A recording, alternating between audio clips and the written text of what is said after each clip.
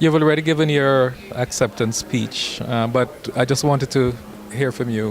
What are you feeling now having received this award? I'm feeling overjoyed. I'm feeling real happy that I've been given this recognition for all the work I've done. When you're doing it, you don't think about the thanks or the recognition. But as I sat in there today, and I remembered every one of those things, and the team members and the stakeholders, yes. And I'm thankful to God, to CTO, for giving me this recognition.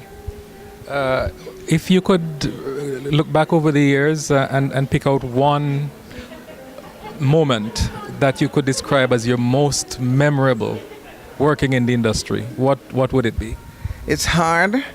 In Jamaica, it was the millionth visitor and recovering from Gilbert, a flattened industry, and for the industry to say we have recovered. In London, it would be achieving the feat of getting those 6 windows on Harrods in Harrods on Brompton Road for 6 weeks to display the Caribbean countries, and to see the Caribbean people call us and pass by and feel the pride of seeing their islands in Harrods window. What was the most challenging thing you had to do in your career? What was the most difficult decision, if you could pick out one that you had to make over the years? I think there are a few. One of the challenges for me when I took over as a young Jamaican woman in charge of tourism was to get all Jamaicans understanding that they were part of tourism. It wasn't for visitors. Everything we owned and that we were promoting and selling was for them too, and to let them feel the sense of pride. So I felt like a real Jamaican, leading them fairly and squarely to the understanding that tourism was a good way out for us economically. The jobs, no job was subservient. No job was too little. It was getting a job. So there are times I would help to set the tables. I would help to make sure the room is ready. I'd make to go in the back because it was for all of it. It was for Jamaica. And when you say Jamaica, it's the land we love. Throughout the region, I was trying to develop intra-Caribbean tourism because I felt that a lot of Jamaicans didn't understand those people down that side of the Caribbean. Because a lot of people didn't go to UWI. Those who went to UWI had a chance to mix and mingle. So I started in the schools, getting school trips and so. And I had a great boss, Mrs. Beatrix Carrington, VP of Marketing for BWI, who saw my vision and worked with me. And so we got working with all the tourist boards that they understood. And one of the feats I achieved was Caribbean Marketplace in Jamaica. We brought them all in from the islands to show off. And then we got our 400 Jamaican travel agents to come. I led the road with outside broadcasts with famous radio personalities in Jamaica. And so Jamaica heard about what was black gold in Grenada, the nutmeg, they heard the stories, and then Carnival, which was always something we heard about. We got writers from the different newspapers to come.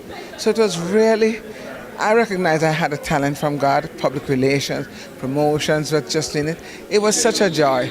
My job was not a job, it was a joy.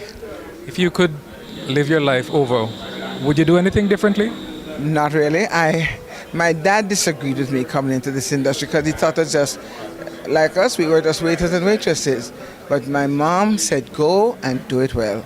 So when I went to Ryerson in Toronto, it was a great course. C was for the Caribbean, and for Carrole, it was not a great for me. So I ended up being the gold medal winner, 2 gold medal owner in the business division. And I ended up being a leader, helping all my Caribbean people to make sure we're there.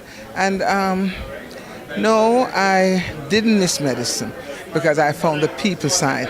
I went to do food and beverage, and I made it in both that and marketing because the people side is important. And to this day, until Father says when, I continue to contribute. I continue to develop the young people.